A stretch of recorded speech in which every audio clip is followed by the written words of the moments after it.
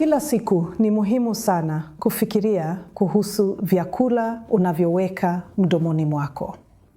Vyakula ndivyo vinavyotutengeneza na pia vinahusika na afya ya muda mrefu. Aina ya vyakula unavyopaswa kufikiria ni vyakula asilia, visivyopikwa sana, ndivyo bora zaidi, ambayo ina maana ya chumvi kidogo. Kwa hivyo, bila shaka matunda na mboga ni msingi wa lishe bora, kama ilivyo kwa mimea.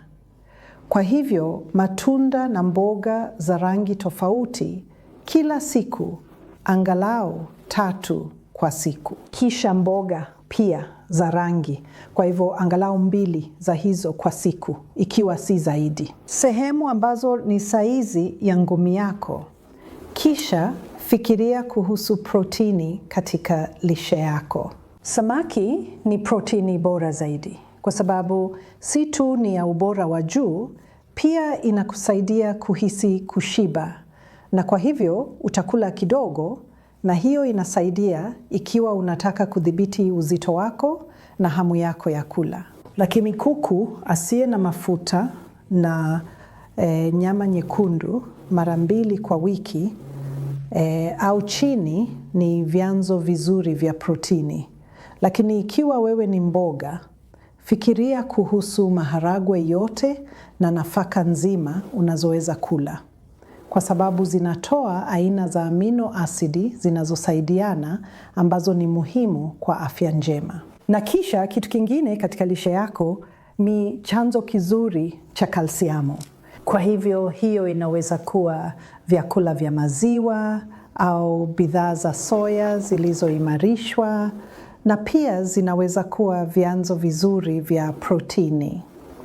Ni muhimu kwamba ufurahie chakula na uchukue muda wako wakati wa kula. Ndio maana ni muhimu mara nyingi kuwa na glasi ya maji wakati huo huo na kunywa vinywaji katikati ili ufurahie ladha kamili ya chakula. Ikiwa labda unahisi chakula ni kidogo bila chumvi ndani yake, fikiria kuongeza mimea na viungo ambavyo vinaweza kufanya iwe ya kuvutia zaidi. Wakati tunahitaji tu milo 3 kwa siku, kuna nyakati ambapo unaweza kuhitaji kitafunio, na ni muhimu kuchukua hicho pamoja nawe. Karanga ni kitafunio bora, lakini inapaswa kuwa tu saizi ya kiganja kidogo na kula tena polepole. Tafuna vizuri, hutaki kukabwa nazo, lakini ufurahie polepole, na kisha utahisi kushiba zaidi baada ya hapo pia. Kadri unavyoweza kutafuna chakula chako, ndivyo ilivyo bora kwako.